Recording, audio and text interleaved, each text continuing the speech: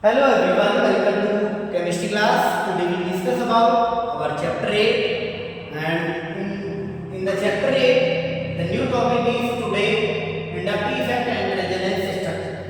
तो आइए बच्चों इंडक्टिव इफेक्ट और रेजोनेंस स्ट्रक्चर के बारे में इस वीडियो में ये डिस्कस करते हैं। तो इंडक्टिव इफेक्ट होता क्या है? When covalent bond is formed between atoms of different electronegative, the electron density is more towards the more electronegative atom of the bond। यानी इसका सिंपल सा मीनिंग क्या होता है कि आपके पास कोई भी इस तरीके के दो एटम जिनके बीच में कोवेलेंट बॉन्ड होगा तो जिसकी इलेक्ट्रोनेगेटिविटी ज्यादा होती है हमेशा जो इलेक्ट्रॉन शिफ्टिंग होगी वो उस साइड में होगी जिधर पे इलेक्ट्रॉन डेंसिटी उधर ज्यादा होगी जहां पर इलेक्ट्रोनेगेटिविटी मैक्सिमम है। क्लियर? अब ऐसे आपको समझ नहीं आएगा तो इसके लिए सिंपल सा मैं आपको बता देता हूं। ये आपके पास कुछ एलिमेंट है और कुछ इलेक्ट्रोनेगेटिविटी का डाटा है।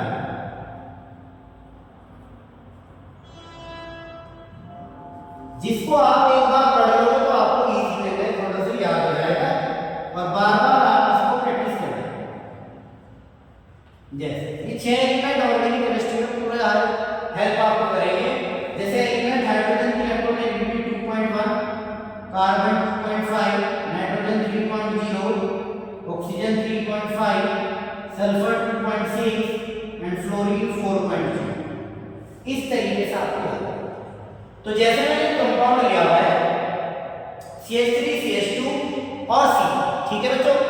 अगर इसके अंदर मैंने यहां पर कोई भी कंपाउंड इनमें से ले लिया, जैसे एग्जांपल है फ्लोरीन, मैंने यहां फ्लोरीन की, तो यहां पर सबसे पहले ये समझना पड़ेगा आपको कि इस स्ट्रक्चर के अंदर कार्बन फ्लोरीन का बॉन्ड है या हाइड्रोजन फ्लोरीन का बॉन्ड है। तो आइए बच्चों इसकी ओपन स्ट्रक्चर कर लेते हैं। तो जैसे यहाँ पर ओपन स्ट्रक्चर करने का तरीका, यहाँ पर कार्बन कितना है 1, आप 1 लगा लोगे। इसके बाद हाइड्रोजन कितना है 3, तो 1 2 3। नेक्स्ट वन फिर से आपके पास सिंगल बॉन्ड है, सिंगल बॉन्ड लगा देंगे आप। फिर हाइड्रोजन आपके पास कितने हैं 2 1 एंड 2 और उसके बाद लगा है 4। तो ये तो आपको क्लियर है कि यहाँ पर जो बॉन्ड आपके पास मोर इलेक्ट्रोनेगेटिव और लेस इलेक्ट्रोनेगेटिव है वो आपके पास है कार्बन एंड फ्लोरीन। अब कार्बन का वैल्यू है 2.5 और फ्लोरीन का वैल्यू है 4.0। तो आप इसमें डिफरेंस समझ सकते हैं कि फ्लोरीन की इलेक्ट्रोनेगेटिविटी ज्यादा है। इलेक्ट्रोनेगेटिविटी ज्यादा होगी तो इलेक्ट्रॉन का मूवमेंट किसकी साइड पे होना स्टार्ट हो जाएगा? फ्लोरीन में। और फ्लोरीन में जब इलेक्ट्रॉन का मूवमेंट होना स्टार्ट होगा तो फ्लोरीन पर इलेक्ट्रॉन डेंसिटी ज्यादा हो जाएगी और इलेक्ट्रॉन डेंसिटी जब ज्यादा होगी तो बच्चों यहाँ पर नंबर ऑफ इलेक्ट्रॉन्स भी ज्यादा होना स्टार्ट हो जाएगा, जिसके वजह से यहाँ पर क्या आ जाएगा पार्शियल नेगेटिव। और ये इलेक्ट्रॉन यहाँ से चलना स्टार्ट कर रहे हैं CH2 ग्रुप से, तो यहाँ पर आ जाएगा। जैसे जैसे डिस्टेंस बढ़ेगी तो वैसे वैसे पॉजिटिव चार्ज भी आपका बढ़ जाएगा। ये होता है इंडक्टिव इफेक्ट। और इसके अंदर एक बात आपको याद रखना है कि इंडक्टिव इफेक्ट एक परमानेंट इफेक्ट, यानी ऐसा नहीं है कि कुछ समय के लिए लगेगा इफेक्ट, ये हमेशा कंटिन्यूअस इसी तरीके से बना रहता है जैसे आप इस स्ट्रक्चर के अंदर देखें। तो ये होता है इंडक्टिव इफेक्ट। आपको अच्छे से क्लियर है? Next resonance structure. तो रेजोनेंस स्ट्रक्चर से आप क्या क्या चीजें निकालते हैं? तो बेसिकली मैं आपको बताता हूं स्टेबिलिटी और एनर्जी का इंफॉर्मेशन आप नॉर्मली रेजोनेंस स्ट्रक्चर से फाइंड आउट कर सकते हैं। तो सबसे पहले इसका डेफिनेशन समझेंगे। The resonance structure that means canonical structures और कंट्रीब्यूटिंग स्ट्रक्चर आर हाइपोथेटिकल। ध्यान रखना जो रेजोनेंस स्ट्रक्चर होता है वो आपका कैसी टर्म है? हाइपोथेटिकल, कल्पना क्या है। And individually do not represent any real molecule. ये कोई रियल मॉलिक्यूल को रिप्रेजेंट नहीं है, ठीक है। जैसे मैंने यहां पर एग्जांपल दिया बेंजीन। तो बच्चों सबसे पहले ये पता होना चाहिए कि ये एरो किसके लिए यूज होता है। तो ध्यान रखना ये एरो केवल रेजोनेंस स्ट्रक्चर के लिए, ठीक है। चलो अब जैसे पाई बॉन्ड है तो जब पाई बॉन्ड इधर शिफ्ट होगा तो ये वाला पाइवोट आपका इधर पे शिफ्ट हो जाएगा, वैसे ही ये वाला पाइवोट आपका इधर की साइड में शिफ्ट हो जाएगा, जिसकी वजह से होगा क्या बच्चों कि आपके पास जो बेंजीन है, जैसे ही डबल बॉन्ड इधर जाएगा, तो हमने प्रीवियस वीडियो में कवर किया था कि डबल बॉन्ड अगर इधर है और वो इधर पे शिफ्ट होगा तो ये ऑटोमेटिक यहाँ पर डबल हो जाएगा। ये सिंगल है, ये भी डबल हो जाएगा, ये सिंगल था, ये भी डबल हो जाएगा।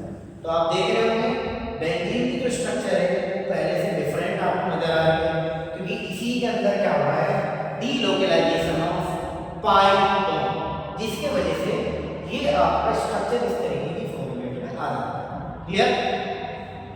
डबल बॉन्ड पहले इनिशियल इस साइड में था और अब डबल बॉन्ड इस साइड में। क्लियर? तो ये आपका रेजोनेंस इफेक्ट या रेजोनेंस इफेक्ट इस स्ट्रक्चर का पार्ट।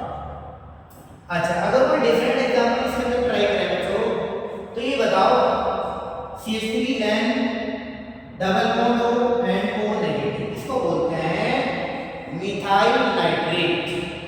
ठीक है, जिसके अंदर अगर मैं यहाँ पर देखूं N और O, नाइट्रोजन एंड ऑक्सीजन के अंदर नाइट्रोजन आपका 3.5 वैल्यू रखता है और ऑक्सीजन नाइट्रोजन आपका 3.0 रखता है और ऑक्सीजन 3.5। तो इसके अंदर आप देख पा रहे हो कि ऑक्सीजन की इलेक्ट्रोनेगेटिविटी नाइट्रोजन के कंपैरिजन में हो जाता है, तो इसलिए ये बॉन्ड एकदम से कहां पर ब्रेक होगा, जिधर पे इलेक्ट्रोनेगेटिविटी ज्यादा है। तो इधर पे एक बॉन्ड ब्रेक हो जाएगा। जैसे ही बॉन्ड ब्रेक होगा बच्चों, तो यहाँ पर समझो कि आपके पास नाइट्रोजन का जो स्ट्रक्चर है, मैं इधर बना रहा हूँ, एक बार ध्यान से समझ लेंगे आप। CH3 सिंगल बॉन्ड है, ये तो बन जाएगा बच्चों नेगेटिव, एक प्लस तो देखो पहले से, और जैसे ही बॉन्ड इधर से हुआ एक प्लस आपका और आ जाएगा नाइट्रोजन के, और यहाँ पर और नेगेटिव। ठीक है, और आपको पता है नेगेटिव पोलैरिटी में हमेशा क्या होता है, अट्रैक्शन। तो इसका मतलब है यहाँ एक प्लस और एक माइनस को अगर रिमूव कर दूंगा तो मेरे पास यहाँ पर डबल बॉन्ड आ जाएगा और लोन में वही H4 बन जाएगा, लेकिन नेगेटिव में वही आपके पास क्या हो जाएगा 6। ठीक है, तो यहाँ पर देख रहे होंगे कि डबल बॉन्ड की शिफ्टिंग पहले नीचे की साइड, ऊपर की साइड में थी और अब नीचे की साइड। तो ये एरो जो आपके पास इस टाइम में जो आपने बनाया, इसी स्ट्रक्चर को आप बोलते हैं इस वाले कंपाउंड का resonance structure.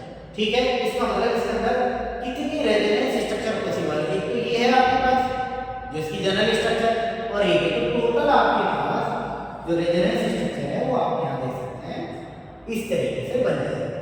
Clear? 2 resonance structure यहाँ पर पॉसिबल। ठीक है, तो ये होता है meaning of resonance structure and inductive effect. आपको अच्छे से क्लियर हुआ होगा। ठीक है, इसी के साथ thank you and have a nice day.